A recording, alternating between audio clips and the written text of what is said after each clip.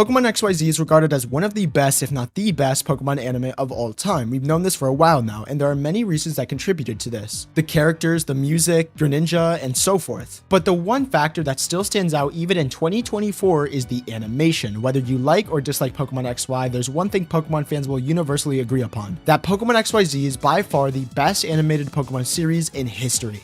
But why? How is it that Pokemon suddenly put all their budget into this one series? Why didn't they decide to do it with Black and White or even future series like Sun and Moon or Journeys? My name is Pokey, and in today's video, we answer one of the biggest questions since the finale to Pokemon XYZ. How is the animation so good? So to start off, we're going to split this question into two different parts. First, we're going to talk about the animation quality of XYZ and compare it to other Pokemon anime to show the difference in animation. This will go to show how crazy the animation was back then. And the second part of the question will be, why did they give XYZ such impeccable levels of animation? Why was XYZ the one to get such divine luxury? So let's break it all down, shall we? Also, click the red subscribe button if you like XYZ content or Pokemon content in general like this one. It's free, so why not? First, let's start with what made the XYZ animation so good. For starters, XYZ used something that most modern shonen anime still use today in their fight scenes, that being the camera. Take the phenomenal fight that is Greninja vs. Sceptile, for example. Notice the camera work moving around Greninja as he cuts the roots from the Frenzy plant? This is something that adds so much more fluidity and life into the fight sequence. Not only do they use the camera work during battles, but also during Serena's performances. When Braixen and Serena twirl, so does the camera. This is also what makes Serena's performances a lot more enjoyable than they otherwise would have been without the increase in animation. Not only that, but the show also has tons, and I mean a ton of impact frames. Not only does it have, to my knowledge, the most impact frames out of any Pokemon anime, but they are very consistent with it as well. Heck, even Sawyer's Grovyle had an impact frame. Like, they were not messing around when it came to the animation. Also, the CGI with Frenzy Plant is really well done here. You can barely even tell it's CGI. That being said, in some scenes it does appear 2D, but still very well done, unlike other anime you have probably seen where the CGI is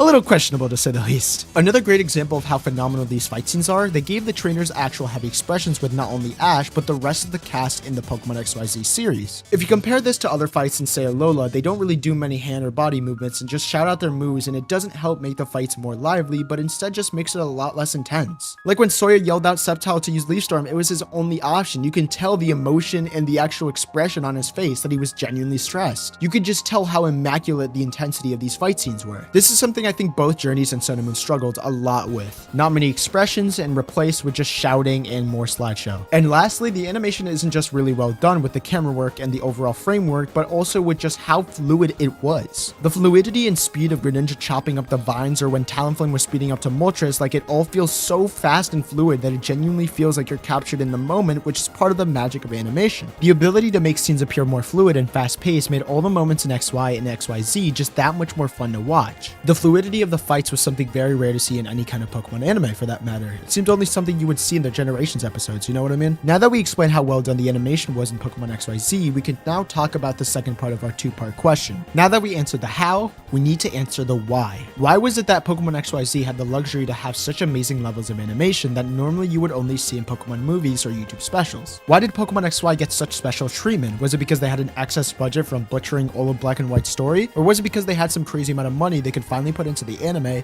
instead of putting it into, I don't know, merchandise? Well, I'm here to tell you that it's actually none of those answers, and the actual secret is a lot more simple than you might have thought.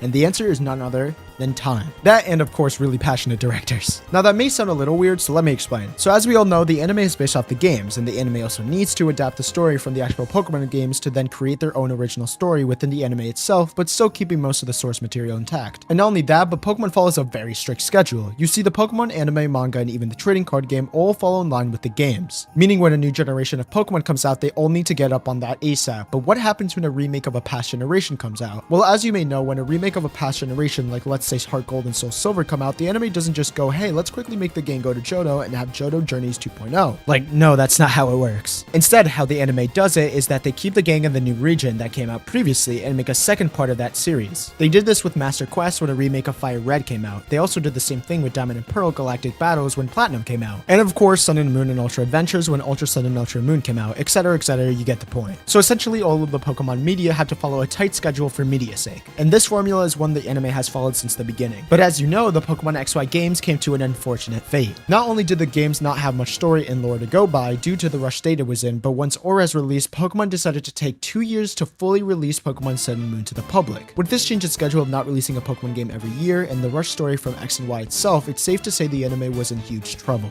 Or was it? Because as we know, XYZ was done really well. You see, these exact circumstances were actually what made XYZ's animation incredibly good, because they had more than a 3-year gap to the next generation. They had so much more time than they usually would have normally. So not only did they spend a lot more time on the actual battles, but they even spent more time on each individual series. XY the anime released in 2013, but Callus Quest didn't come out until 2014, and then finally XYZ came out in 2015 and didn't even end till 2016. So they had so much more time and therefore could put a lot more effort into the animation. This is also why the anime went original entirely. Ash Greninja, Alon, Sawyer, Zygarde 10%, and 100% all did not exist in the X and Y games. You could tell the people who worked on the series put blood, sweat, and tears to make this series work with the little content they had. But they did it because they not only had the drive, but also the time. Not to mention, but the simplistic art style also worked in its favor because they were able to put more time and effort into the actual fight scenes. Which is my guess as to why the Sun and Moon anime couldn't match up with the animation consistency, but it's really hard to say since Sun and Moon had different directors and everything. Also, did you know that the animation studio behind Pokemon is actually well known for its rom-coms? Yeah, they made anime like Komi Can Communicate, so it's actually kind of crazy that they can make spectacles like Pikachu vs. Charizard. Also, I have one last thing to show you all before the video ends.